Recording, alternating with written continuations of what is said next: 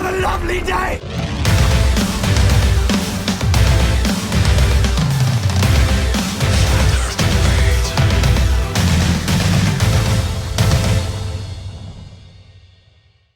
Welcome to Flat Earth Debate, Uncut and After Show.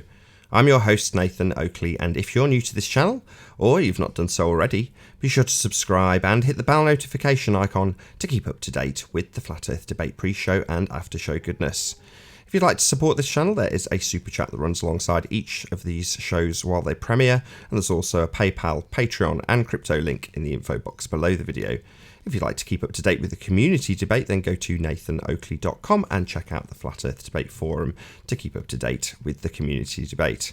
I'm just about to set up for the first live show on Nathan Oakley 1980 channel, the second show being on the Nathan Oakley channel, the show this is on right now, and I'm going to hand over to the panel while I set up and do exactly that. Go ahead, I'm sorry. Oh, no, go ahead. I don't mean when I do that, I don't mean to cut you off. And so go ahead and continue. I just got a habit of saying, no, that's right. Oh, no, I do the same thing, so don't worry about it. I just saw that there's, like, sometimes I'll pause, and then, okay, no one's responding, so I'll just keep going a little bit, just so we don't have dead air. Like that. Yeah. But that's, I mean, like I said, I saw him really expose. I mean, I'm just saying this is what I got out of it. He put flat Earth on the map yesterday. I mean, you talking all of those millions of people who was going to want to see, they're going to turn on Logan Paul so they can watch him trash the flat Earth. And he only trashed the flat Earth about 10 to 15%. He didn't do 100% wipeout on flat Earth. It was very small and subtle. You had to wait for it, and then you just get a little bit of tease at the end. I guarantee you Globers are going to walk away from that thinking that he didn't do a good enough job to slam us into the ground. Maybe. I guess we'll know when if people go, I'm a flat earther because Logan Paul. Yeah, time will tell, in other words. Yeah. But sometimes I also think I'm surprised they haven't tried the method of, it's making it very similar to that of the Flat Earth Society and just plant fake flat earthers or flat earth trolls to infiltrate the flat earth movement. But the thing is, I don't think they can do that anymore, just because that we've studied it so well, we could tell the fake flat earthers apart really easily. Yeah, that's that one's up in the air right there. So I don't know, because I have trouble distinguishing sometimes, because I look at some people and they just put a question mark in my mind. Give me an example. I don't want to put anybody's name out there, you know what I mean, on a block like that. But there's some people, there are some people that I look at and I just have a question mark. It's like something's not, I can't put my finger on it, but I could be wrong. So there's a couple people out there that just don't sound right. Are they people who you know their name and you see their face, or is it they're anonymous? Oh yeah, they're popular. They are. They're in the high sub club. Is it? I mean, does anything that they say? I mean, like for example, Bob Nodell, Globebusters, pushing ether, and the as valid science as proof. I mean, yeah. See, that's a question mark to me, because, like I said, what Bob Nodell did can be taken two ways. You can take it as an innocent mistake or an absolute plan. There's just no way of telling, but the question mark is still there in a lot of people's minds. Right. But as far as like everything else, I mean, it seems okay. Like, yeah, but see, think about it. If you were to be a let's just say you were a spy, you've heard stories like, China spy or Russian, all these spies. Well, naturally they're undercover. So when Yeah. you're undercover, you're actually, it's going to seem like you're so blended in, it's ridiculous, but you're undercover still. So Yeah. it's not hard to be undercover. Yeah. What always sticks in my mind, if you've ever seen Firefly, the show, or Serenity, the movie, creature goes, they'll sidle up to you and smile. Much how I view it. Gotcha. They come at you smiling, you're unexpected. You go, okay, this guy's friendly. This guy's. Right. They want to build that trust. They Right. could be in that inner circle, etc. That's how spies work. Right. And then they pick that right moment when they just go stab you in the back and whatnot.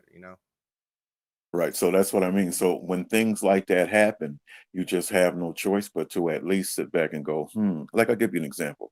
Every conversation I have with a Glober now, not everyone, but a lot of them starts off with Bob proved the globe. So before I can even get into a conversation, I gotta demystify that. In other words, I gotta fight this claim. See what I'm saying? So all of a sudden I got this barrier placed on me from one of my own. You understand?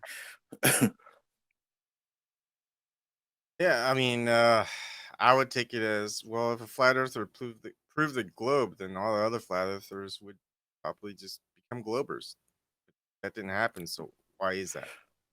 Right. But like I'm saying, but see, but the thing is, I'm sorry, go ahead. I didn't mean to interrupt. Who's that? I think that's Nathan. Right.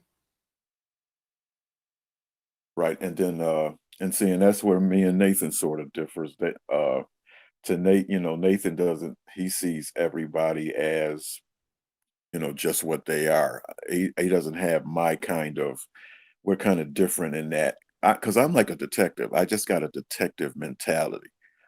In other words, I don't have to be looking for something and stuff will pop out at me. See what I'm saying? So, but I'm Yeah. not but at the same time, I can't place blame because I don't have any evidence of anything. I just got a question mark, you know. Yeah, I view the same way, things the same way as you, James. I'm always investigating. I'm always researching. I'm always looking. Okay, this is what they say. Does it fit?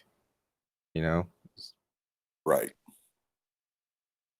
And I always ask the question, what would you do if you were in this position? Like, in other words, what would an undercover person do? How would an undercover person act? And Yep. see, and when you ask those questions and then you put that to the narrative, it makes you think sometimes.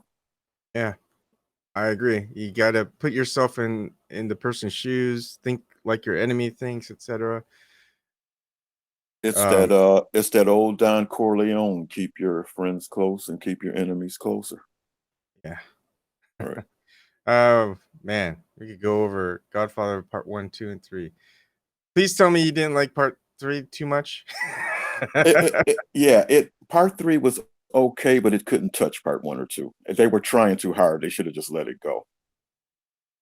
Yeah, it was done. Those two were classics. They didn't need a third one. But Yeah. it wasn't a disaster, but it didn't.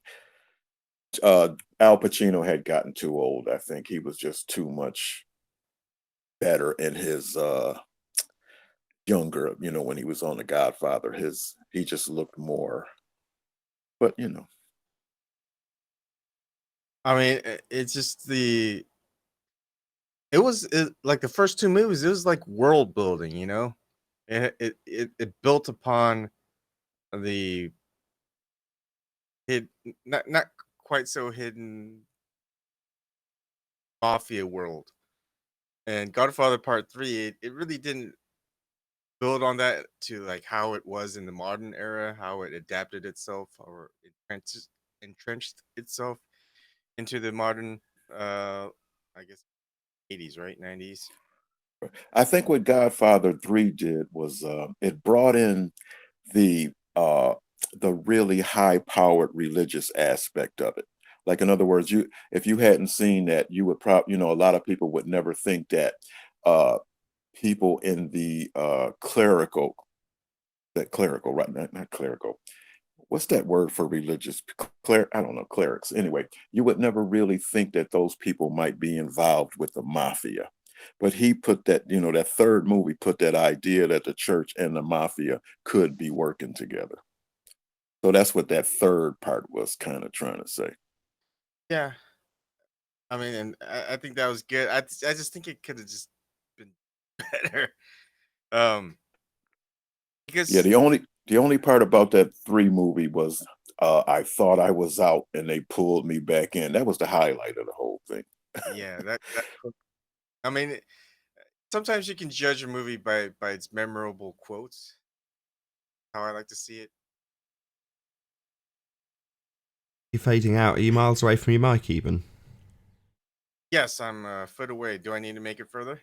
No. You're not. You don't need to make it further. Maybe a bit too far now. Sorry. Sorry. Is this better? Yeah, perfect. It's directional, so I was just kind of leaning back, and that's why.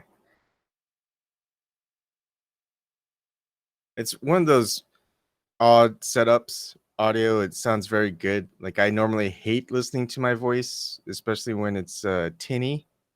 But the mic does a good job of taking the tinniness away. So I don't mind listening to my voice when I'm in these and I'm watching your show later on. It's like, oh no, I'm talking.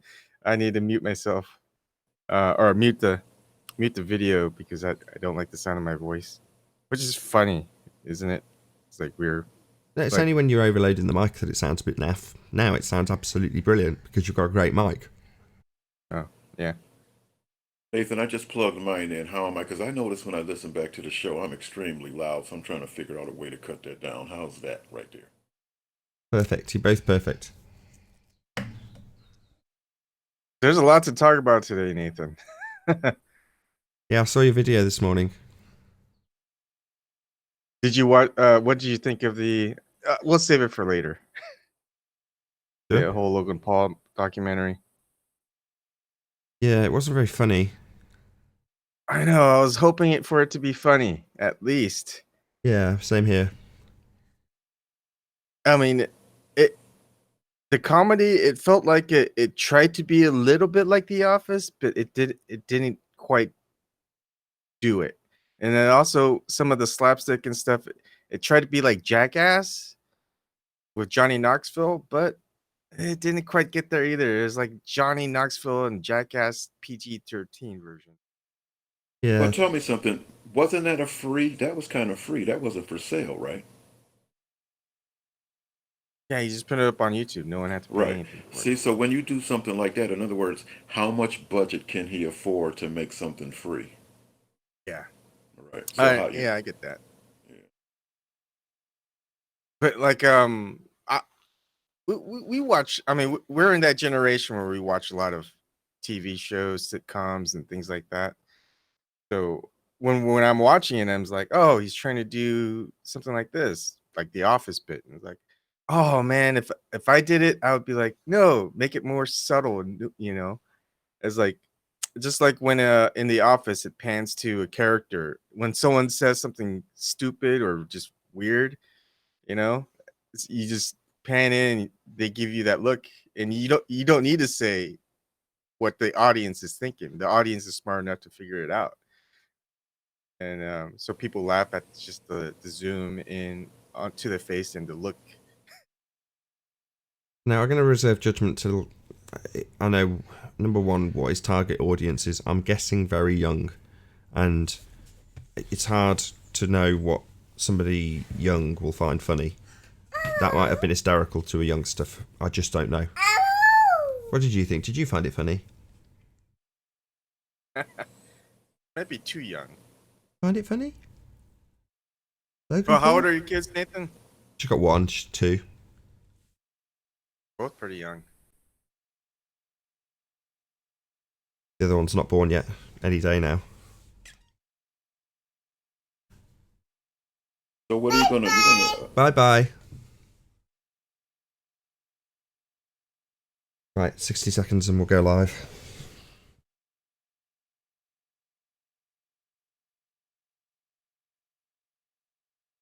I was up till like 3 this morning on about a 5-hour conversation from last night. So that was interesting. Tim Osmond even came on to have a couple words. Came in triggered.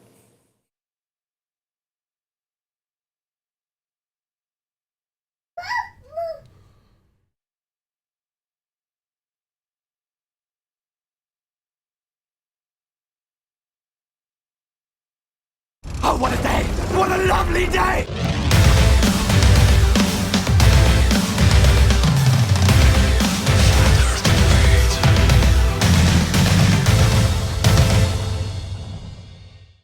Welcome to Flat Earth Debate Live.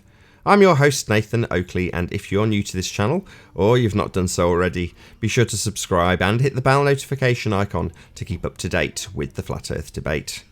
If you'd like to support this channel, there is a super chat that runs alongside each of these shows while they're live, and there's also a PayPal, Patreon and crypto link in the info box below the video. If you'd like to join the community debate, then go to nathanoakley.com and check out the Flat Earth Debate forum to keep up to date with the community debate. And if you'd like to join the panel right now, simply mute the page you are currently watching, then click the link in the info box below this video to join the panel and express your views on the shape of the Earth. If you do join, please don't swear. If you do, you'll be ejected, and if you are, please don't try to rejoin the stream using sock accounts. You'll be warmly welcome back on the next stream. Please also share the show on Facebook and Twitter. Sharing the show obviously increases the live audience, but this in turn increases the chances of a more diverse panel, so please share the show. And one last time, if you're new to the channel or you've not done so already, be sure to subscribe and hit the bell notification icon to keep up to date with the Flat Earth Debate. Now, immediately a shout out to Colin Turner for hitting the super chat, thank you very much indeed. We are joined by Slick James Johnson, Paul, Eben and Chocolate Saying. Good to have you all. Good morning. Nice to be here. Good morning. Enthusiastic start. I'm kind of waiting for you to go off with the morning. I'm waiting for you to go off with this morning's edification. Okay. I mean, we were talking about obviously Logan Paul's documentary before the show started. Is that something you want to get straight into? I can dispense with housekeeping if you'd like. Yeah, that could be fine. Yeah, we could get into that because I want to be the first to go on record to say that that was an absolute genius piece. Now, that's just my take. I don't expect anybody else to agree with me, but I thought that was absolutely awesome. Oh, you liked it? Okay. Well, tell us why. Oh, because this is what I got out of it. What Logan Paul did was he put flat Earth on a map, but didn't put himself on a chopping block at the same time. Because you know what happens to people when they try to be pro-flat Earth, they just get demolished. But he made it in such a way that he could put flat Earth out there and not have his own neck chopped off at the same time. That's what I got anyway. Okay, so a bit similar to PewDiePie about a year ago when he did a similar thing. He kind of introduced it with an element of ridicule, but ultimately didn't put any really cracking debunkings or great flat earth facts out either. So it was kind of neutral, but ultimately mocking, but at the same time exposing it to quite a substantial number of people. So I think I'd probably agree with you overall, just the fact that it's being exposed to more people when it's, you know, not particularly detrimental. It might be amusing to kids. I don't know, I can't speak on that. But yeah, I think overall I agree with you. It's nothing but positive. Because if you'll notice at the end, he didn't say, I'm a globe earther. His whole thing at the end was, maybe there's no Earth at all. So you see how he just removed himself 100% out of the equation? I thought that was brilliant. So Eben, I know you've got some comments on this as you made a hour and a half video on it. So responding to the entire video, what did you make of it? It established itself as a mockumentary around 3 minutes 45 seconds to around, and you kind of confirm it around 6 minutes 15 seconds. And the thing with documentaries, I expect comedy. I expect to get some laughs out of it. And I just, every time it tries to be funny, I I could see where it was trying to go to be funny. It just didn't make me laugh. And certain elements, like it brings me back to The Office, the show, and because a lot of it is just someone saying something from the Flat Earth conference, and it just kind of panning to Logan Paul and just the look that he would give. But like for example, one person was saying, I like to pleasure myself as well, and it pans to Logan Paul and a close up of his face, and he says, "You mean like masturbation?" But the thing is, the way that The Office would do it is they would just pan to his face and just give that look. The audience can figure it out, like that that's implying that, but the person who's saying it is just unaware at all that's what it was implied. So just something like that. And like certain bits, for example, the human-sized penguin, that was set up early on, but three times, four times that it went back to it, it just wasn't funny. um and his crew, it just reminded me of like that was the first Logan Paul video I've ever watched. But his crew, it just felt like a PG-13 version of Jackass with Johnny Knoxville. Some of the slapstick that they try to put in there didn't quite work. Like and have like a deadpan effect, or but I don't know. It just for a mockumentary, I was just bored. 15 minutes, 50 minutes. It felt like a chore to get through. Yeah, although this is secondhand, I was chatting to Anthony about it this morning, and he said that he'd been in touch with Dearth, or Deep Inside the Rabbit Hole, and he said pretty much the same thing, or parroted or repeated Dearth sentiments, which is to say it was painful, and after about 15-20 minutes he just couldn't watch anymore. So yeah, I don't know, it's just not aimed at my age range, like I say, I'd love to hear like a 15-year-old's opinion on it. Yeah, definitely.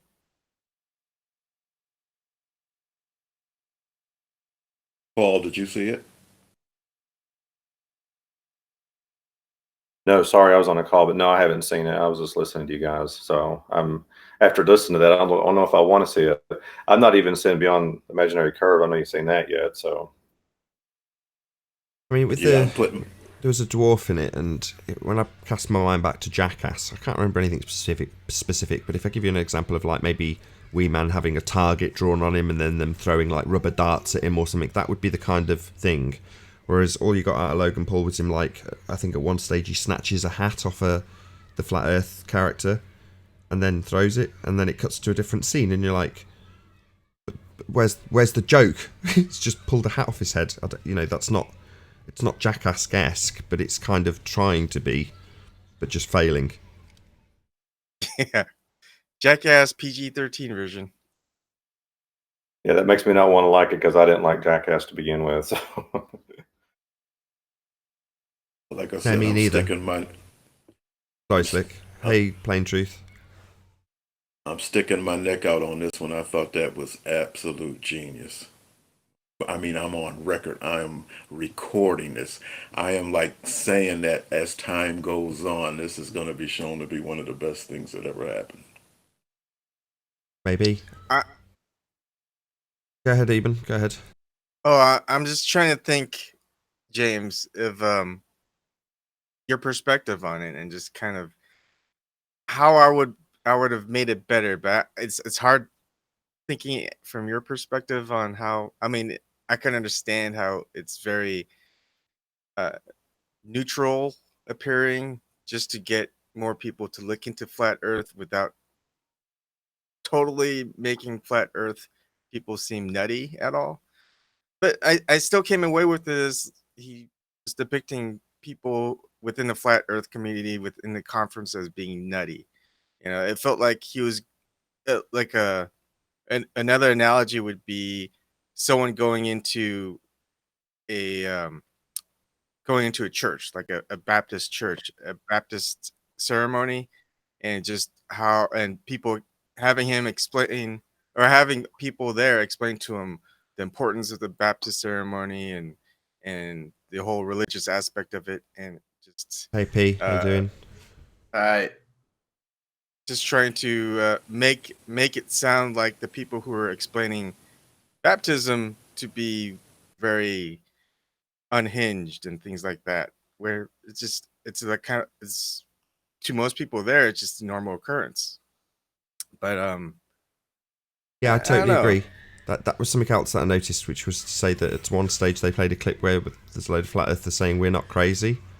You're like, okay, why did that happen exactly? I don't get it. Yeah. But the comparison being, you wouldn't round up a congregation of people from a church and then get them to go outside and shout we're not crazy, would you? Hey Brenda. Yeah. Hey Physics. My mic working? Good day, Nathan. Hello.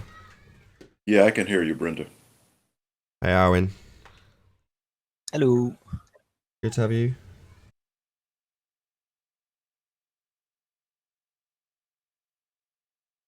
They've got a couple of Globers on the panel. Did either of you see? Is it just Brenda? I know P Mars. I saw a little bit of Logan Paul's thing, and I'm not surprised. Is anyone there? I should watch it. It- Can you I not don't hear know us, why. Arwin? Hold on a second. Sorry, guys. Can you not hear us, Arwin? Can anyone hear me? Yes, we can. Yes. I We think can he hear got connected to the dark world. you. Indeed. Why All right, can't I you hear wear- you? Black nail polish. He's in the dark Yeah. world hangout. Yeah, I don't think that anybody should be surprised that Logan Paul just used that as an occasion to mock flat earthers. I don't know why you would be surprised. But do you think it was well done? I can hear you I don't know entertainment, so I don't know if I can say. I think it's what you would have expected. He built you up, led you along the garden path, and then abandoned you. I don't know why you would think it would be different. I don't know if anyone was following Logan Paul on the Flat Earth side, but I suppose to rephrase that question slightly, Brenda, did it entertain you? No. Fair enough. That's what I thought. It didn't entertain me either. I didn't laugh once, which I was hoping for. You know, I did actually expect it to be a mockumentary, because that's what he does. You know, Mark Sargent's attitude was correct. Is it massively detrimental? I don't think so. Maybe you disagree, but it did make me laugh, which is annoying because it was long. Well, I think that people will now associate flat earthers with that show, right? Yeah, maybe. Oh yeah. Flat earthers, they're violent, and right? When you confront them, they're violent. That's what happened in the show, right? The flat earther destroyed a bunch of stuff. Yeah, that poor blow-up globe. Yeah, well, that's the message. Well, Flat earthers are violent. Well, the twist is that he wasn't a flat earther. It was a joke. So basically, it was a globe earther being violent, acting as a flat earther. Yeah, people aren't gonna think that far into it. What they saw was a flat earther, and that person was violent. Yeah, globe earthers won't Keep think too far into generalizing, it. Brenda. Keep generalizing. No, I'm just saying that's what people are. What's going to be the general populace's takeaway. That's how this stuff works. They don't think deeply about this stuff. Fair enough. It's your opinion. That's fair enough.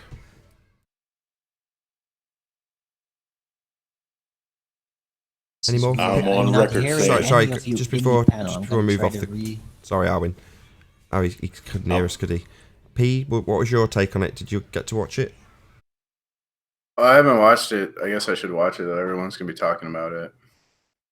But I guess, I mean, my take would be it's kind of similar to this red pill philosophy guy. There's people on YouTube that are trying to make money and be famous, and they'll latch on to anything that's like sensational or will get clickbait. So a lot of people are here just for sensationalism and attention.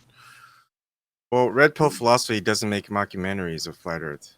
He presents flat Earth. He got famous by saying that it's okay for women to hit men. I mean, men to hit women. Like, he just says Who's things. screwing around here? He just says the red pill philosophy got famous on YouTube for saying things that are sensational and outrageous, and flat Earth would be included in that, right? So that's what a lot of people are doing, I think. I think Arlen wears black nail polish.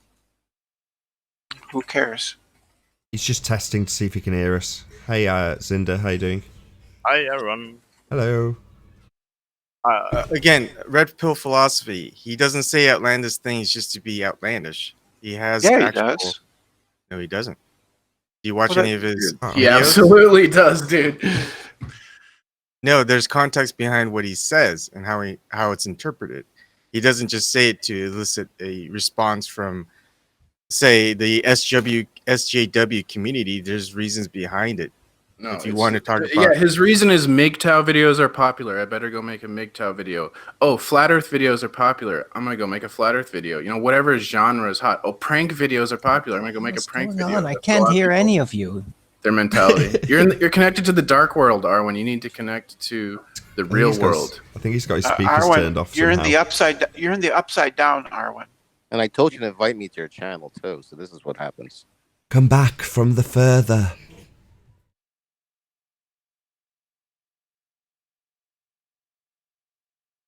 Like I said, I'm on record. That was the most awesome documentary. I mean, I was entertained throughout the whole thing. I just thought it was pure genius, pure genius. The Logan Paul thing, or the other one. The Logan Paul thing. That was one. I mean, That's I'm a boring. Logan Paul fan now, for real. This guy I just thought he lit it on fire. Didn't he make fun of people who suicided themselves in Japan? In the Yes. forest? Oh god, Yes. that was tasteless. Yeah.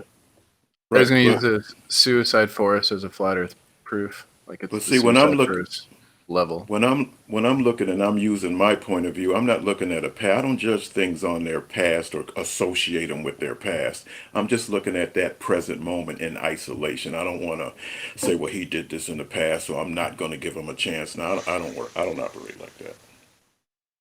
Sure, fair enough. But I would have to watch the Flat Earth thing. Let's see how much humor it really got. But It see, didn't the seem thing very is, humorous to me. well, when you think about it, flat Earth is not humorous. Flat Earth ain't. It's not a no. Oh, it's not true. I know, but let me finish. Flat Earth is not a joke. It's not a game. It's not entertainment. Flat Earth is for real.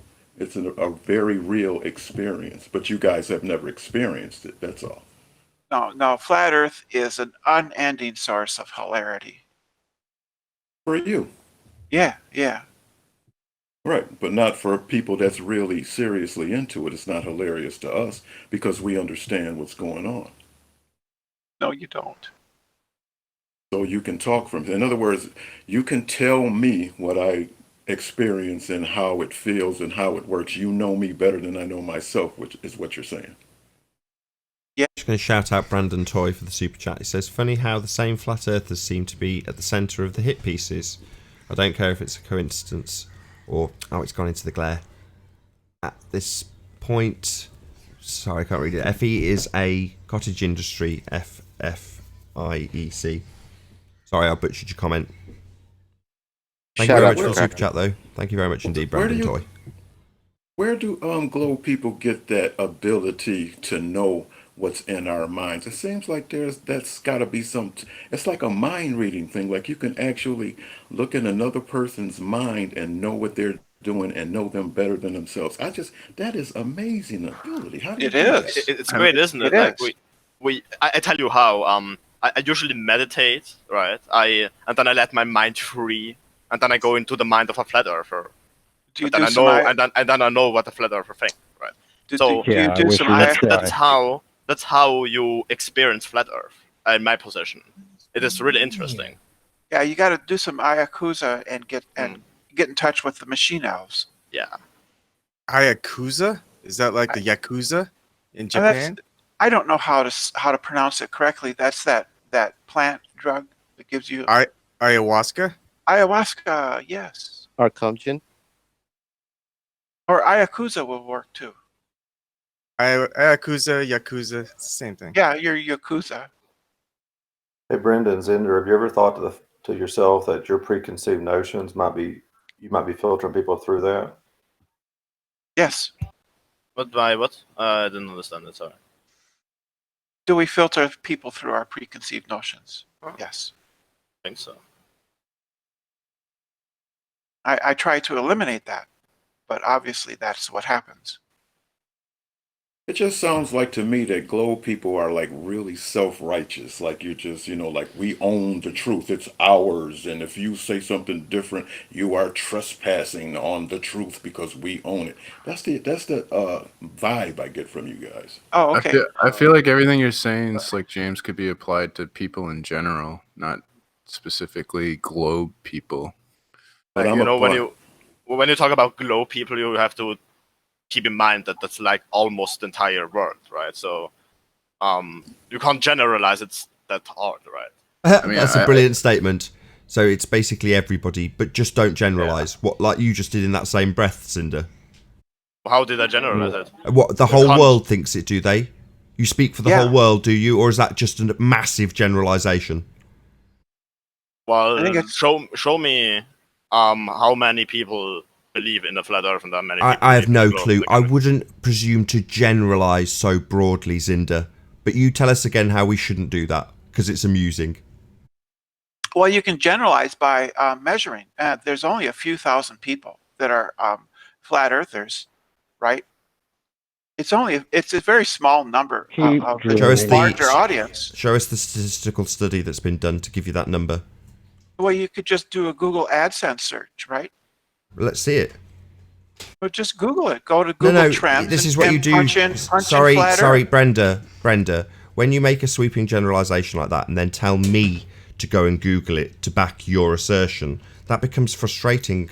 So don't reverse the burden of proof. Just show me the document that you got that statistic from, or accept that you've just made it up on the spot like most statistics.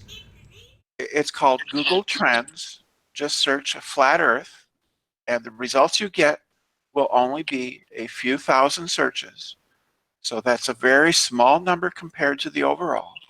Sorry, So it's so would you say that correlation is a definitive number for how many people are into flat Earth, would you say?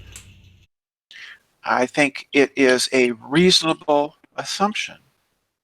Oh, right. I don't care about your assumptions. Not really that interested. I'd prefer the actual statistical analysis of the people quizzed specifically about that. But you don't have that. You just have a generalization and assumption based on a search for trending searches on an internet. Yes. Right. Well, Yes. that doesn't Yes, sound very that's conclusive. reasonable. That's how marketing maybe to is you. done. Maybe these to you days. it's No, reasonable. that's reasonable. Maybe If to you you. just don't understand how it works, because all flat earthers here, everyone searched on Google and YouTube for flat Earth. That's how people became flat earther. Or those are just tribes in the jungle who think the Earth is flat because they don't know anything else, right? Would that be you? When you say right at the end, you're asking me to affirm your sweeping generalization and assumptions, and I'm going to say no, not right, just your general assumptions, the thing that you've told us literally 2 minutes ago not to do. But you keep doing it. It's really amusing. No, that's what the trend tells us. That's what Google tells us, how many people search for what. And that's how many people search for flat Earth. People who search for flat Earth aren't necessarily flat earthers, right? Oh, But so even everybody that- searches, do they? Everybody's got internet and everyone searches for flat Earth if they believe the Earth is flat. You know that for a fact, do you, Cinder? Or would it just be another sweeping generalization that you assume everybody who's looking for flat Earth searches it on Google, and therefore those statistics represent everybody? Okay, mate. Most of the world Oh, has most. internet. Another sweeping generalization. Oh no, most of the world doesn't have internet. No, sure. Look at China, dude. China has like 1 billion people, and almost everyone has internet there. How many times have you been to China? The whole Western world Hold has on, internet. hold on. Don't just scattergun. How many times have you been to China? Oh my god. Are you for real? That's your I've been to argument for China. that? I've been to China. I've got a vague idea of what it's like in China. I'm just asking, have you got the vaguest idea what it's like in China? As you're now telling me what people in China think, I'm just wondering whether or not you've been there. Have you? Have you ever been to been to Don't China, save him, Cinder? Brenda.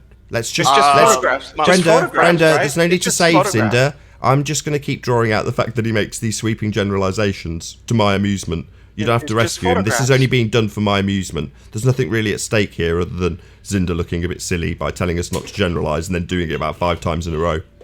Friends have been to China, Nathan, and in China, almost everybody has a smartphone. That's a fact. Almost everybody. want- Is that another sweeping generalization? That's actually not Almost a everybody, a generalization. million people. Did you say have been to China? So you've surveyed all of them about their mobile phone usage, have you? Or would that be yet another sweeping generalisation? You asked if I've been to. Shout out to Del West Watson for the super chat. Much appreciated. Really, really appreciate your support. Thank you very much indeed. Everybody is not a sweeping generalization. Nathan doesn't know what logical fallacies even are. Like, I feel like it's really hard for some people to understand context, usually, especially here. But this was just a generalization. Was that Brenda telling me what I do and don't know again? Did you do this in the comments yesterday, Brenda? Tell people what I do and don't know. You seem to have gone quiet, Brenda. I like to ask Cinder a question whenever Brenda doesn't answer. Yeah, Paul. Does the Chinese government censor the internet? Yes, they do. So would they be able to look up flat Earth? Yes, they would be able to look up flat Earth. Have you done that search? Have you done that search in China? No, but they would be able because there is no reason to censor flat Earth. How do you know that then?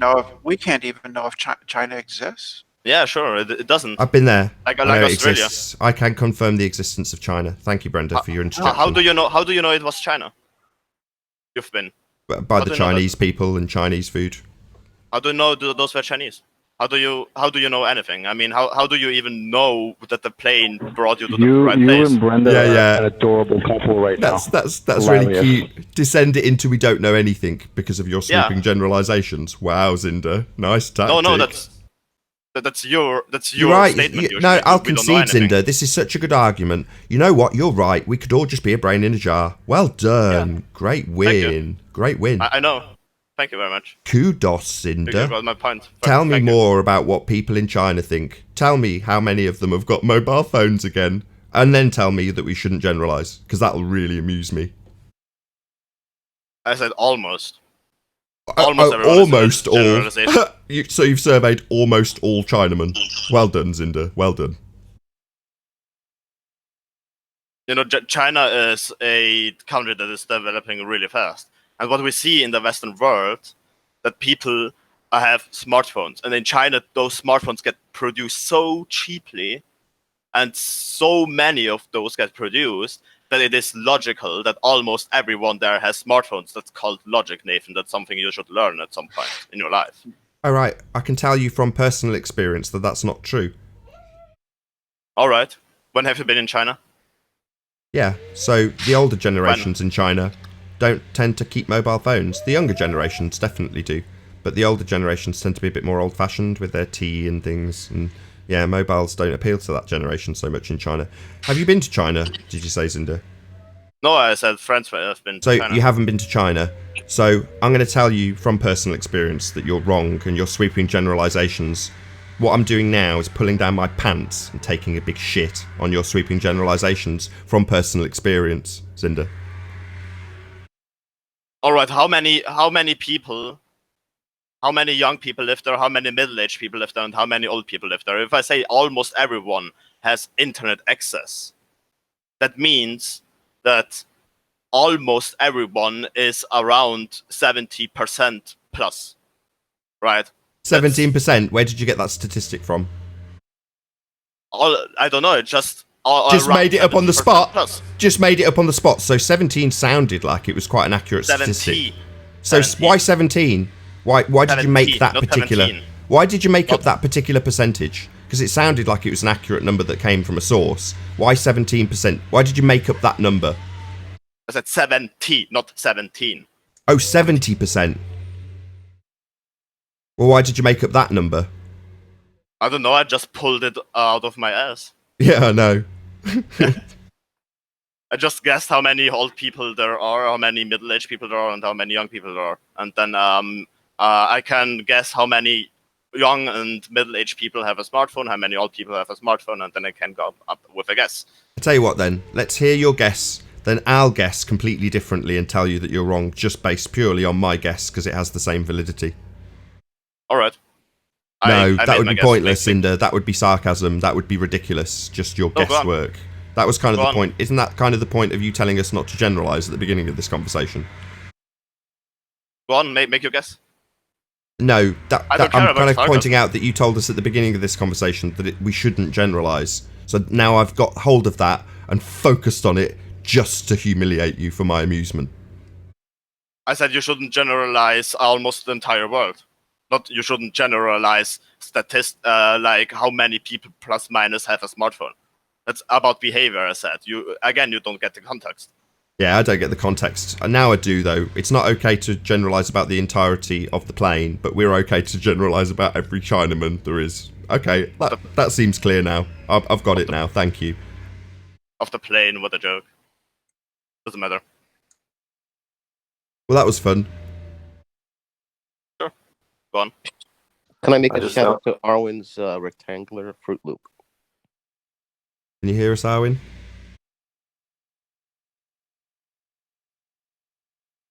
I can only hear you through YouTube. Well, So- damn it. Oh, I just found an article. Well, I can solve that. So just have you check the cog settings in Hangout. Just wave your mouse over and go to the cog, and then check your sound settings. It'll take Specifically the speaker, what your speakers Already did that, didn't do anything. Okay, Nathan. Hey, As Arwen. of I just googled it, right? I just googled it. I was wrong. I'm sorry. As of November 2018, about 1.5 billion mobile phone subscriptions had been registered in China. That's more than the population. So people have obviously more phones, right? So here you have it. A lot of people in China have mobile phones. So make your guess, please. Actually, I got an article that says only about 80 million people in China, which is about 57% of the population, have access to the internet. I've got it up on now if you can see it. Type in China mobile phone subscription. So they can't even use it in half the country. That's priceless, Cinder. 1.57 billion mobile phone subscriptions.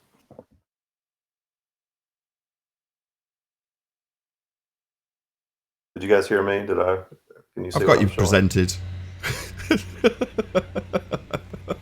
This is from Forbes magazine. Hilarious.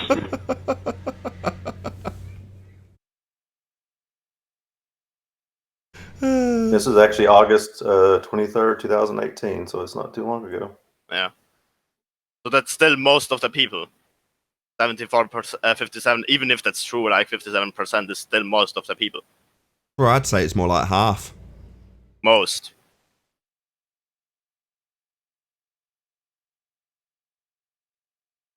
Can you even do math?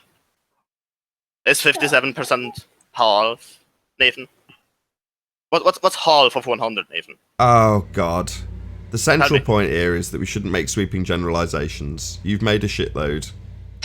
Saying mostly isn't a sweeping generalization. Most people. You don't think that's a sweeping Yeah. generalization? No, it isn't. In general, we Okay. shouldn't generalize.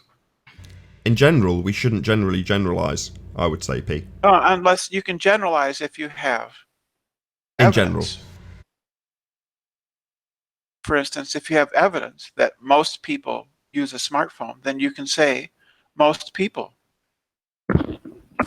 And that's not a sweeping generalization. A sweeping generalization would be, I saw a few people using cell phones, therefore all people in China use cell phones. That would be a sweeping Have you generalization. been to China, Brenda? What? Have you been to China? That was an example. No, I haven't been. So you have no idea what, from experience, what the usage of mobile phones is like in China then? I didn't make that claim. That was an example. Okay, this is really fascinating. Arwin, how you doing?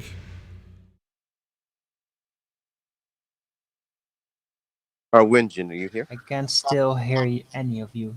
I installed some shit. Arwin, little man. It's gonna be one of those days. It's really freaking weird. Oh, I looked up what most means, and it actually says the majority or nearly all of. So I don't think 57% would fall in the majority or nearly all of. I don't think it would fall in that category. I didn't say the Actually, majority. Well, Well, actually, 50%, 57% would be a majority. You know, Well, I it's a- think Or nearly Brenda's all. Anything Brenda's over, anything Brenda's over 40% correct. The other half, he's No. wrong. no, anything over 50% is a majority. I've got the definition pulled up on my screen, and I've got it highlighted. The majority of, or nearly all of. I don't think 57% is nearly all of. Yeah, it I think is. 90. Anything over 50% is a majority. If you get Show me that as a 50% of the Sorry, votes, that's not what it says. if you- Sorry if to you interrupt. If you get 50% Sorry to of the interrupt. votes, It says. you've gotten a majority Sorry, of the votes. it's not what it says. Just stop making stuff up you're when there's a just wrong. citation on screen. Shut up and let me read it. Wrong. It says the majority of, nearly all of. Then it says synonyms: nearly all, almost all, the greatest quantity, part, number, the majority, the bulk. Yeah? Well, these aren't saying a bit more than half, are they? If I get 51% of the votes, if a politician gets 51% of the votes, he has a majority. Oh, so that would be a political majority then. That's what majority means. Oh, right. What about the word most? Anything Yeah, over. sorry, I don't think I heard the word majority. majority being discussed. You've just brought it up now. So we're saying most of the people in China have got mobile phones. There's the definition of most. Right. And Right. if So let's not worry about the 51% definition of a political majority or minority or any other word. Let's worry about most. Yeah. So if you have 51%, and you know this for a fact, 51% of the people in China have cell phones, then you can say a majority of the people in China have cell phones. But they don't. That's what a majority means. Anything Well, that's over lovely. 50%. That wasn't what was stated, though, was it? You said majority. A majority is anything over 50%. No, that's not The what greater Zinda said. number. Oh, Zinda, did you say a majority or did you say most? Well, most means majority since we have looked it up, You've right? So inserted that word majority, now. the I'm pretty greater certain that the number- word used was most. Was it not? Was I wrong? Will we have to go and check this on a recording to make sure that you Majority- did say most of the people in China? Am I wrong about that? Are we greater actually number- talking about a different word like Brenda seems to be alluding? The greater number. Most means majority. Majority So we are means the greater talking about number. most. Sorry, thank you, Zinda. Brenda, we're definitely talking about the word most. Yeah, and a synonym for most is what? A majority, isn't it? You read off. Sorry, it's got synonyms on screen. Maybe you'd like to read them for us, Brenda, because it does actually have synonyms listed on this citation. Look, most greatest. Hold in on, amount or Zinda. degree. Zinda! Brenda, maybe you would like to, rather than make them up, read the synonyms that are on screen. Yeah, it says nearly all, almost all. Sorry, nearly all, almost all. So not 51% then. So when you made that shit up, you were wrong. The majority, it says. Sorry, we're not talking about the word majority. We're talking about most. You said synonyms are majority. Yeah? Well, one of them is in there. The majority, the bulk of. But first synonym on the list, nearly all. Then it says almost So all. you've been shown twice. This is what you do: is you double down on your insanity. The majority is actually in the list of synonyms. That's what we're talking about. No, we're not talking about the synonyms. It's one of the synonyms for most. Yes. One of. Yes. That doesn't mean most means the majority. It's one of Yes, its it does. synonyms. That's what synonym means. Look up the definition of cinnamon. You're gonna need a mediator here, Nathan, real fast, because you're gonna need a mediator in a second because your head's gonna explode. So let's end this right here because this is just going round and round. Well, because everybody take a Yakuza pill, please. Just take a Yakuza pill. Yes. Let's talk about something else. Nathan doubles down when he's shown to be wrong. How do we prove let's talk about something. Please, let's talk about something else now. We beat this to death. Let's move on. Yeah, let's Maybe move we on should from. call somebody in China and see if they got proof of a globe over there. Yeah, Doesn't seem to be any here. We could call them on their cell phone, couldn't we? Yeah. Well, I kind of like it that Nathan's breaking Brenda's balls. We could just call a Chinese restaurant. Okay, so let's move on from that one because Chinese fire drill. I'm sure we're boring the audience has had enough of that. Let's move on, guys. Come on. Oh no, this is entertaining. This This is is this is really what funny. flat Earth Like, is entertaining for. Brenda's here, man. Okay, my sound is being extremely weird. From within the panel, I can sometimes hear you guys. Then sometimes everybody, there's not coming any sound through, and I can never hear Nathan a single time. So I only hear half conversations. This is so weird. Never you're- seen anything like this. You're in the dark. You're in the dark web. You're in the dark Nathan, web. let me be force. the first to say I understand why you flip now. Now I totally get it. I understand because that kind of stuff would drive a person up a tree when you hear that over and over and over again. I can totally relate to it. I am so sorry if I ever knocked you for not flipping on these people because this is ridiculous. I got any topic we could talk about? Go ahead. The conspiracy cats last night. That was pretty hilarious. I listened to that on Anthony's show. Yeah, Nathan could only talk when he was interrupting people. No, it was the other way around. Actually, that's what happened. That's what happened. Nathan That's would what be happened, quiet. Brenda?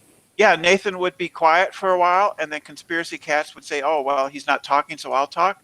And then Nathan would interrupt him, and then complain about being interrupted. So you're interrupting Nathan? Why? I mean, I thought Nathan was trying to give him pause because I think Nathan knew that if he waited long enough, he would say something. And exactly within just a couple of seconds, conspiracy cats would say something. Yeah, because nobody was talking. And Anthony said it. He said, "You just be quiet. Let dead air just be dead air for a while." But conspiracy cats couldn't do it. But there was dead air. He did let there be a dead For air. 2 seconds, 1 second. Yeah. So what? That's not so. There was What's dead your- air. Conspiracy cats would talk. Nathan would interrupt him, and then complain about being interrupted. Nathan, what's your perspective? What did you I don't feel? know, maybe you I mean, can give us a timestamp where that happened, Brenda. We Let me can't give even you- know. We can't even know if that hangout happened. Brenda, Nobody was there. We can't I wasn't know. there. So that was my take. Did you hear? Let my me give take, you Brenda? Can I get a perspective on that from the outside because I saw something. What Hang on, happened Slick. was Shout out yes. to Hitchhiker. Right, thank you. So what happened was Conspiracy Cats came on and he immediately started blaming Nathan about abusing Channel Q. Now, if you take a step back, Channel Q was abusing Nathan when he was trying to have a productive conversation. But what they did was they clipped out a little small part of that to make it seem like Nathan was the bad guy and they jumped on it and tried to run with it. Now, that's what I saw. Yeah, that's Channel Q spanked Nathan hard. I hope you enjoyed it. Nathan got really bitch made here. I have seen the 40 Brenda, minutes. you like it when Nathan gets spanked? What kind of porn are you into? We all know. Channel Hello, guys, Q by was the way. total. I'm Channel Q joining was through totally. Skype. I'm sorry. He was there. We hear you now, Arwin. Can you hear us? What are you talking about, my girl? Yeah, I can hear you. I don't know what the freaking hell is going on, but like the Google back panel was acting so weird. I've never seen anything like people would randomly just turn off in their sound and turn on again, but I would never hear you, Nathan, a single time in the entire conversation. Never seen anything like this. Very weird. Hey, Anon, how you doing? Hello. Hello, good to have you. Thanks.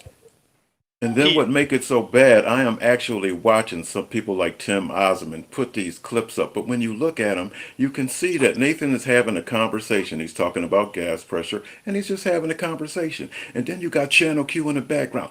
Pressure! Pressure! I mean, she was just sounding ridiculous. And then Conspiracy Cats comes on and berates Nathan for being hard on Channel Q when she was the one that initiated the whole thing. Well, she has a good point, though, right? Because the pressure gradient refutes the second law of thermodynamics, doesn't it? Yeah. No, Yeah, but there you was a don't- demonstration you don't- presented to them. I'm sorry. So there was a video presentation. The pressure gradient, the fact that the density of the atmosphere is denser at sea level and it's thin at at, say, on a mountain, that's a pressure gradient, and that gradient refutes the second law of thermodynamics, doesn't Yes, it? that's How do sorry, we have Brenda. that pressure, Sorry, Brenda? guys. Sorry, I've now heard you say that twice, Yeah. and I'll repeat what I said. Let's see if you address it. They literally played the video demonstration I directed them to, which was by Good Times for All, of a pressure gradient in a container. But that refutes the second law of thermodynamics, doesn't it? No, it doesn't. What? Sorry, what is the second law of thermodynamics as you've just quoted it?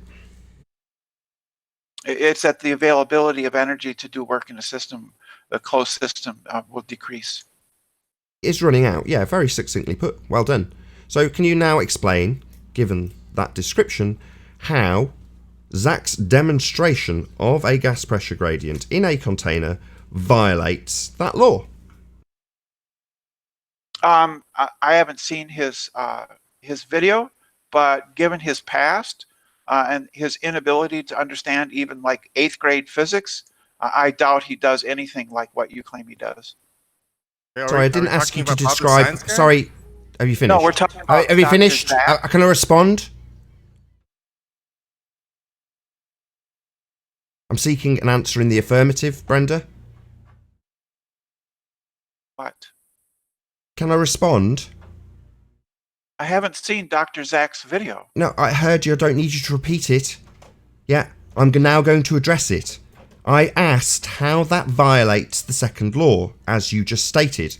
Not a question of Zach's credibility, not whether or not you've watched the video, specifically what you claimed, that a gas pressure gradient violates the second law. You've described quite succinctly. Okay. When I asked for permission, what I was saying was, shut up, Brenda, I'm now going to talk. Don't repeat the same stuff. Don't say yes as I talk. Shut up, listen, and then back your claim with evidence. Your claim being that a pressure gradient violates the second law of thermodynamics. Now, explain and back with evidence that assertion. Oh, it's the first law of gases. That's why. Sorry, the first law of gas pressure. What the hell is that? Well, it says that the gas will expand to fill the available container. Oh, really? That would be our argument for why you can't have a vacuum, because the available space would be the vacuum, wouldn't it? And the gas would fill that space as you just described. I'm doing an internal critique of your system. Your claim is that the atmosphere exists within a container. That's why we have gas pressure. That Sorry, is your claim, no. is it not? Sorry, don't That's misrepresent. your claim. Sorry, I haven't made a claim. You declared that a pressure gradient violates the second law of thermodynamics. The same exact nonsense stated by Channel Q. Now I want you to back that claim, because you seem to think that Channel Q pummeled me with that specific claim by rumpusing the shit out of me and not letting me answer. So now I'm going to let you answer by explaining how a pressure gradient violates the second law. Right, because there would be available energy to do work, and in a sealed container, right, with a uniform gas pressure in there, there's no energy available to do work. Sorry, there's not a uniformed pressure. There's a gradient. So clearly you don't understand the question. Do you need me to repeat it? Or are you just going to talk over while I point out that you have misunderstood? Not a uniform pressure in a container, the antecedent needed to have gas pressure, but a gradiated pressure. Right, a gradiated pressure, air pressure, can't exist in a sealed container. It does. It is demonstrated by Good Times for All. It absolutely can happen, has been demonstrated, and does not in any way alter the necessary antecedent to have gas pressure in the first instance. That would be a container. So Zach's demonstration took place in a container, and he needed that container in order to achieve a higher state of gas pressure.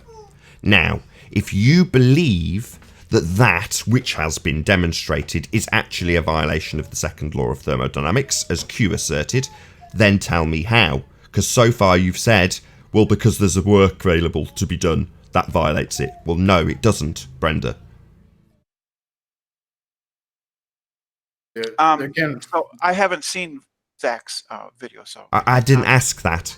I asked how a pressure gradient violates the second law of thermodynamics as stated by you. oh, that's simple, right? Because there's work available.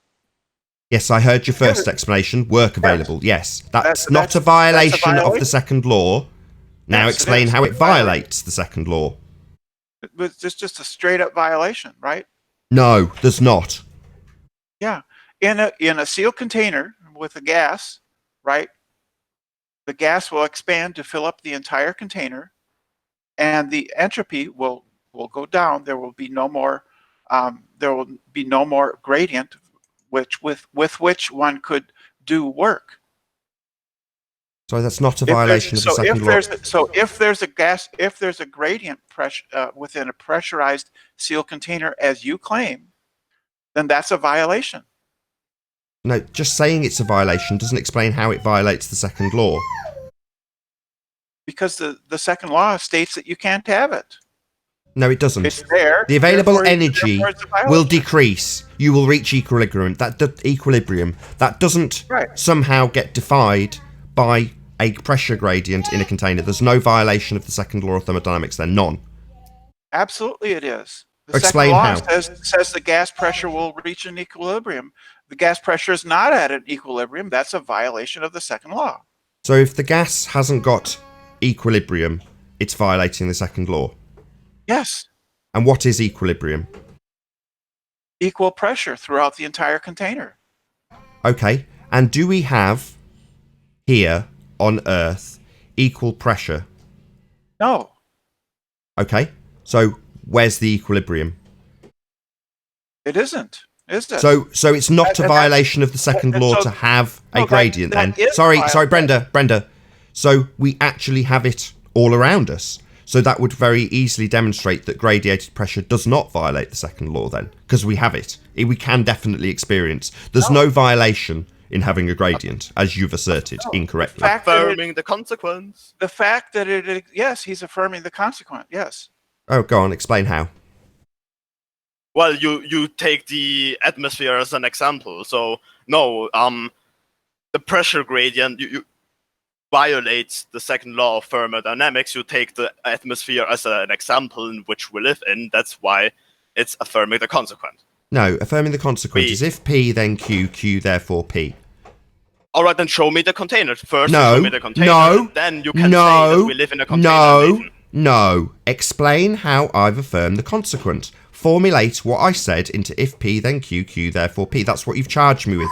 So now, I stopped the conversation with Brenda, brought it over to you because you said I'd affirmed the consequent. Now, you're going to tell me how, by formulating what I said into that logical fallacy. Go.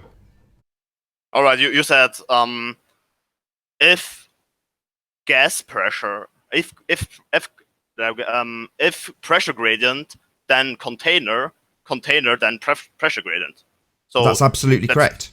Yes, that's correct. All right, then that's not that's not a necessary antecedent then. So you're saying that you can have gas pressure without that necessary antecedent. You have to show me a pressure gradient of the same composition of the gas in a container, and then it is evident. Yeah. Otherwise, yes. I've said that. Words. I've said that 4 times. Good times for all. Zachary Sabala. Have you gone and watched that while we were chatting with Brenda? With the same gas composition? Yeah. The same gas composition? Yes. Not different gases? Yeah. So okay, have you gone and watched it or not? No. Oh, so I've said it to Channel Q. I've said it to you. I've said it to Brenda. Yes, we can absolutely demonstrate this. Definitely not a violation of the second law of thermodynamics. What would be a violation is if we had gas pressure, which we absolutely definitely do, and that gas pressure is trying to reach an equilibrium, which is, as Brenda put it, to fill the available space, the container available to it.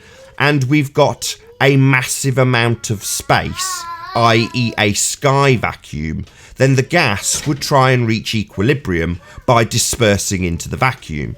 This is why we can't have a sky vacuum, because that is a violation of the second law of thermodynamics to assert that somehow the gas pressure does not disperse into that vacuum. That's a violation of the second law, not gas pressure gradients in a container. That's perfectly acceptable and well within the second law of thermodynamics. That's All a right, lie. so he took a container and filled it with air, and then you could see the container from 14 Sorry, psi. this was the conversation I was having with Brenda. I'm still waiting for you to formulate what I said into a logical fallacy, or rescind your comment and just admit that you were just being a complete arse and wrong when you charged me with affirming the consequent. So unless you can formulate that into if P then Q, Q therefore P, I want you to rescind that, and then I'll move back over to Brenda. I'm going to finish my sentence before you interrupted me. Well, I'm going to interrupt you because you've charged me with a fallacy that I've not committed. So until that gets dealt with, you're not going to be doing a damn thing, Zinder. And you know what you can do? You can do like conspiracy cats yesterday and run away if you don't like this. Because I will hold you to account for you charging me with affirming the consequent when I've not. I will answer first what I wanted to say, and then I'm going ahead. Is that alright? Or are you going to talk over me again? No, I'm waiting for you to confirm your accusation that I've affirmed the consequent by formulating what I said into the fallacy that you've accused me of using. If you can't do that, you either concede that you were wrong and just decided to accuse me of a logical fallacy when you didn't even know what the fallacy was, or you can actually formulate it correctly, and then I'll have to concede, won't I, Zinder? I'll be in the wrong, won't I? Alright, I'm going to finish what I wanted to say before you interrupted me. So, he took a container and showed... I'm not interested in having this conversation. It's not going to fly when you accuse me of stuff I've not done, Zinder. What an absolute bloody outrage. So, no, Zinder, you don't just get to carry on the conversation when you've accused me of something I've not done. That's an outrage. I told you it before, and now I'm going to finish my sentence. Oh, really? Well, in the meantime, I'm going to tell the audience that Zinder is a bank robber. I suggest that we all call the police on Zinder, because I'm going to accuse him of something he's not done, and I'm absolutely not going to rescind it, because I'm absolutely just correct. Let's move on with the debate, with everyone firm in the knowledge that we should all be calling the police because Zinder's a bank robber. That okay by you, Zinder? I'll just lay that charge at you, and then we'll move on with the debate. You being a bank robber and all. You being a criminal that needs to be arrested for your bank robbery. Because you can just lay charges at people, can't you, Zinder? Like you've done. I'm going to finish my sentence. No, you're not. You're going to rescind that I've used a logical fallacy because you've accused me of it incorrectly. That's what you're going to do. You're going to grow a pair of balls and accept your mistake, or confirm it by formulating it into the fallacy you've accused me of. That's what you're going to do. And I'm going to keep you here indefinitely until you do. And if you just keep saying, well, no, I want to carry on with the debate, and just ignore the fact that I've lied, made up a load of crap I don't understand, and accused you of it, yeah, I understand that fallacy and spot it when it's used. I then formulate it back into the fallacy and repeat it back to the person that's used it. You, a dumbass, have accused me of it, and you don't even know what the fallacy is. So until you understand that fallacy, or demonstrate that I've actually used it, we're going to stay right where we are, Zinder. We're not moving on. You don't just get to accuse me of shit that I've not done, Zinder. No, sorry. I won't stop my sentence only because a stupid retard talked over me. So I'm going to finish it, and then... No, you think you're going to carry on the debate? No, Zinder, did you not listen to what I just said? So when you talk over me, I'm getting muted. So no, I'm not using any mute buttons, Zinder. No, that's not what's happening.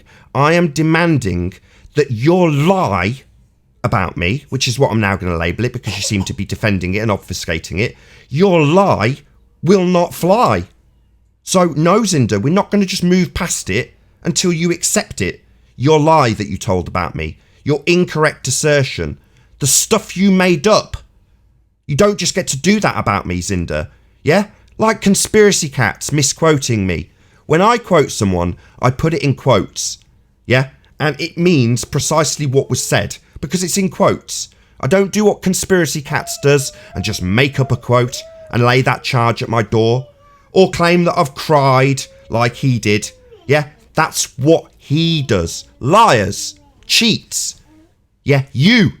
So don't lie about me and then expect to just get away with it. Either back up your claim or admit you lie. The next sentence that will come out of my mouth will be the sentence I wanted to make before you interrupted me. If you interrupt me again, we can play the game forever. All right. Will it be about this logical fallacy you've accused me of? It will be what I wanted to say before a stupid retard interrupted me. Will it be about the logical fallacy you have incorrectly accused me of, or not? It will be about the pressure gradient. Will it be about the logical fallacy you accused me of? It will go there. It will be about if P then Q, Q therefore P, formulated with my words. Yes? I told you the fallacy before with the pressure gradient. Like, did you even listen? Like 20 minutes ago before you started rumbling again. So you're making it seem like this is going to be a formulated logical fallacy that you've accused me of. Okay, no worries, go. Alright, I finished what I wanted to say before. So, he took a container. Obviously, he had to take a container and make the same No, pressure this is you gradient carrying as on the in debate. atmosphere. Right, I'm going to eject you. You sack of garbage. So you are just going to carry on the debate. You've lied again. So this isn't if P then Q, Q therefore P, what you've accused me of, a logical fallacy known as affirming the consequent, formulated with my words. You're just going to continue the debate, Cinder. You're garbage. You're a garbage person. You are a disgrace. I haven't lied, Nathan. Nathan, You're I haven't lied. garbage. I said I'm going to continue with. No, you're not. I'm what going I to eject wanted you. to say This is your last before chance. You interrupted No, me. I will eject you. This will be your last opportunity. Then I'll end the live show and ask everyone to stay on board if they're in the Nathan Oakley stream. But this is your last opportunity. Either you will say, no, I was wrong. You didn't affirm the consequent. Or you'll say, no, I'm right. Here's how you did it. If you don't do one of those two things, I'll eject you. Then I'll end the live show. All right, I'm going to say what I wanted to say before you interrupted me again, because I don't let myself interrupt from a stupid retard like you. Kick him. So he built a container with the pressure gradient of the atmosphere. That's pretty much your claim. So you said that the atmosphere pressure gradient doesn't violate the second law of thermodynamics, right? And then you said, as proof, we have the atmosphere. That's a fallacy. Yeah, that's affirming the consequent. So let's hear it Because- formulated. If P then Q, what's if P? All right, if pressure gradient, therefore container. So That's what you correct. say is that every container has a pressure gradient. Sorry, that's a... Everyone. Sorry, that's a consequent antecedent relationship. That's correct. Yes. If P, then Q. Yes, that's absolutely correct to assert. You cannot have a gas pressure without a container. No, pressure And gradient. And then Yeah, you yeah, affirm yes, the yes, consequent yes. by- Let me. by Sorry, declaring- Brenda. Yes, that's correct. Either pressure or pressure gradient both have the same antecedent, which would be a container. Correct. No, you said every container has a pressure gradient. That's No, what you said. that's not what I said. You said you took Welcome the to the atmosphere as an Black Club, example, No. and you don't know. That's if an the example of a atmosphere- pressure gradient. Yes, You said we have a pressure gradient. we do. That's correct Therefore- also. Therefore, that doesn't violate the second law. That's affirming the consequent. Sorry, it doesn't violate the second law, because if it violated the second law, then it wouldn't be occurring. It does, because it doesn't violate that natural law. If it did, it wouldn't be occurring, or it wouldn't be a natural law anymore, because something would be violating it. So I absolutely assure you that having a gas pressure gradient does not, as Channel Q and the retard known as Brenda seem to assert it does. It's not a violation of the second law of thermodynamics. You're just both retards. And yes, Cinder, the necessary antecedent to have gas pressure, or indeed a gas pressure gradient, will always be a container. That is a necessary antecedent for the pressure. Having a pressure gradient is a violation of the second law. We have a pressure gradient. Therefore, the second law is violated. So you think that that natural law isn't a natural law? My God, you are quite literally stupid.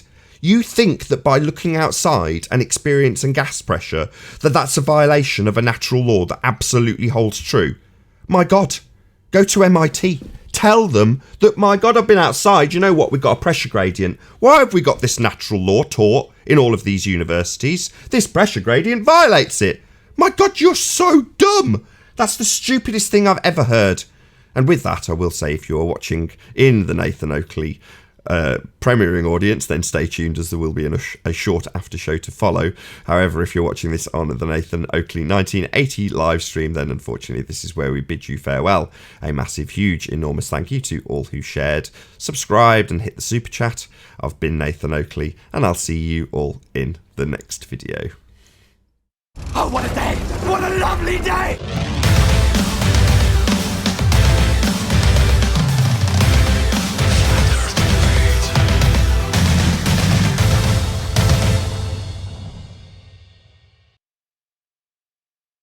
I don't know, air freshener. Those are contained, and it's the gas, right? Well, liquefied, I guess. But there is a gradient. There is a gradient. When you what happens when you put gas under pressure, it becomes liquid. But okay. there is a gradient. Be quiet, please. That's why you have to shake it. Otherwise, you wouldn't have to shake it. An example that you want to Why do you use. shake the can? So, Goodness so gracious. in Hold on.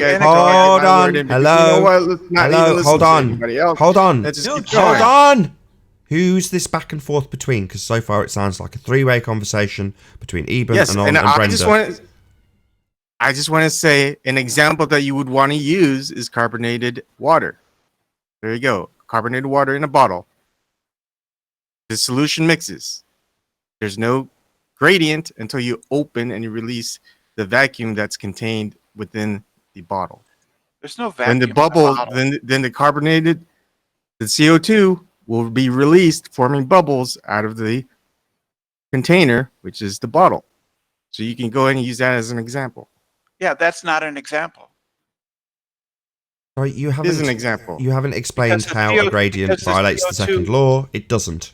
That's the end of this conversation. A gradient does not violate the second law. If it did, then it wouldn't be a natural law anymore. Because a gas must obey Boyle's law for gases. That's why. Brenda, it also has to obey the second that's a law as pure well. fantasy statement. Yeah. Okay. Brenda, A gradient is something that in your globe Earth model, everything has, after the gas has filled the container, then a gradient can set in for whatever reason. It But can't. Brenda, That would be a if violation gas of the has second not law. settled in a container, it will not form a gradient. Hold It on a will second. disperse Sorry, until Brenda. equilibrium has Sorry, been found. guys. Sorry. Can you clarify what Boyle's law is? It has to do with pressure and volume. That there's a relation between if the temperature is constant, then you have pressure and volume. Sorry, Right, the gas volume of. pressure Sorry, fills the volume of volume. what? Volume of what? Of the container. Sorry, so this applies to Earth because we have a container, does it? I said, this is doing an internal critique of your system. Your system, in your system, we live in a container, right? No, the necessary antecedent. That's why we have an atmosphere. Sorry, yeah, That's the necessary antecedent is why- the container. So, as adequately described by Boyle's law, he describes the necessity for a container in that law, doesn't he, Brenda? Yeah. So we must have a container then. So the necessary antecedent for... I hadn't finished. Hadn't finished. So the necessary antecedent for Boyle's law to apply at all is a container. Yep. Boyle's law simply states. Yeah. Boyle's You just law said it states. yourself. Keep digging, Brenda. Boyle's You law. just said states- it yourself. Or are you already like dismantling your own consciousness with what you said yourself just now? Boyle's law states. what does the exactly what? Requires a container. That's what you stated. not what It's Boyle's in- law states. Oh, really? Tell us what it states. Tell us where it explains how the volume can decrease. Of what? What would the volume of? What would it be if it's not the volume of a container exactly? Is that specifically what it's talking about? The volume of what decreasing, Brenda? For a given quantity of gas, right, its pressure varies inversely with the volume Volume of what? of the container. So you definitely need a container for this law to be applicable then. That doesn't follow. It's called a law, Boyle's law, and it specifically says there is the necessity for a container for this to apply. No, it and the does not say reason that. is quite simple, because if you didn't have a container, then it wouldn't be applicable to a volume of something, because you don't have a volume if you don't have a container. And you do definitely need a container to have gas pressure. So to vary that pressure by increasing and decreasing the container, it's still, like a gas pressure gradient, implies that you must have the necessary antecedent, a container. So, now I'd like to know how Boyle's law applies to your fundy fantasy of a containerless Earth. Boyle's law does not state that you must necessarily have a container. It Yes, says it does. that Yes, it if- does. Yeah, you just said it. Yes, it does. Dumbass. So when he's talking about the volume of something, Brenda, you're saying he's talking about the volume of a non-container, a container without having any volume to increase or decrease. Explain to me how you can increase and decrease the volume of a non-container. Explain that to me. It says if you have a volume of gas in a container, then Don't then you?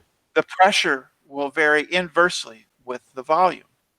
Right, so it only applies to gas pressure in a container, specifically, Yeah. as you just Yes, stated. you're right. Excellent. So, It, what is therefore, your it doesn't, what is your therefore claim? it doesn't apply to the Earth's atmosphere, does it then? Because it doesn't have a Right. container. So you're saying Thank that... you, Arwen, for No, demonstrating. sorry. So you're saying that suddenly that the law that the gas must abide by, which is to say that it's dictated by the volume of the container, you're saying because you have a fundamentalist belief that Earth is an open system without a container, even though that violates the second law of thermodynamics and pisses in the face of Boyle's law, you're saying that Boyle's law just doesn't apply to your fundy belief. Yeah, you'd be right about that. Your fundamentalist belief in Earth as an open system generally violates quite a few laws. I'm saying that Boyle's law That's a bit applies to inverted, your, Brenda. your model. My I think model, the there's no model containerless being Earth described. is like There's the no one model in religious play. It's conception the that necessary antecedent to have gas pressure. It's not a model, it's a necessary antecedent. Do you know what an antecedent is? Antecedent Your consequent model. relationships? Do you know what they are? Your model is that Not we model, live in a pressurized antecedent. Stop misrepresenting me. This isn't a model. It's an Do you think that- antecedent. Do you think that we don't live in a pressurized container? We definitely have gas pressure, and the antecedent is a container. Yeah, so therefore we have gas pressure, therefore we live in a container, right? Well said, Brenda. Yes. So All right. right, so Boyle's law. Right, yeah, that's well said, Brenda. Thank you very much. That's correct. So, based on the necessary antecedent to have gas pressure, you can assert that given we have gas pressure, it must be pressing on something. Yeah, I'd agree. Because if it wasn't, and it was still here, it would violate the second law of thermodynamics.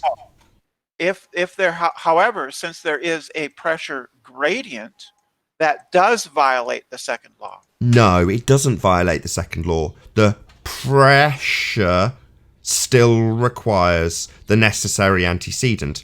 Being gradiated, which has been demonstrated by Good Times for All, doesn't violate any laws.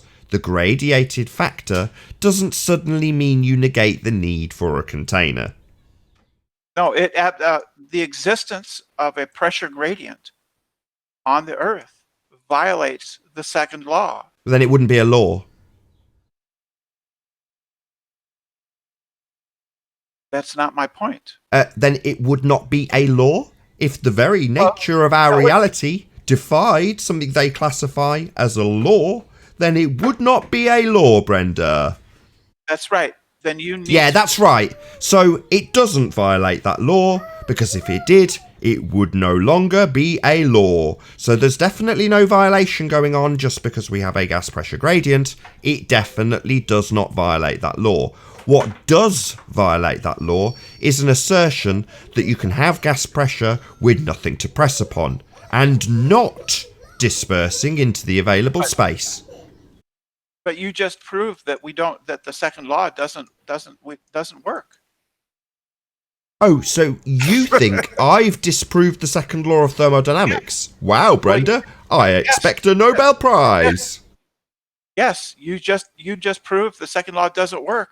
Therefore, you can't use it against globe earthers. So you think it doesn't work because you have a fundamentalist belief in the sky vacuum? No, that's just your fundy belief. That doesn't suddenly negate the second law of thermodynamics because you've got a fundy belief in the sky vacuum. I don't think that. You do. I think there's a sky vacuum. Oh, let's just clear that straight away. No, that's definitely incorrect. I know that you cannot have gas pressure next to a vacuum. The sky is definitely not a vacuum. If you were in any way under the impression that I believe the sky is a vacuum, then I'm going to clear that up and say no. Definitely not. I don't think the sky is a vacuum. You, the fundy zealot, who thinks that you can have second law of thermodynamics violations, or that the second law of thermodynamics doesn't apply because you've got a fundamentalist sky vacuum belief, you are the one who believes in a fundamentalist bullshit nonsense called the sky vacuum. That definitely isn't me, Brenda. Does the second law exist and apply, or does it not? It's a law of nature. Do you think it gets the name law of nature by only applying some of the time? I'll assure you of something else. It's only called a natural law because it happens always, without exception. If it was that there was any exception demonstrated, then it would no longer be a law of nature, because clearly it can be violated. So no, your fundy belief in a sky vacuum definitely doesn't undo a law of nature. It just remains your fundamentalist belief. And with that, I'm going to say a huge, massive, enormous thank you to all of the Nathan Oakley audience for tuning into this premiering stream, hopefully smashing the super chat, sharing and subscribing if you've not done so already. If you need something to do after the stream has ended, then go to nathanoakley.com and check out the Flat Earth Debate Forum to keep up to date with the community debate. I've been Nathan Oakley, and I'll see you all in the next video. Oh, what a day! What a lovely day!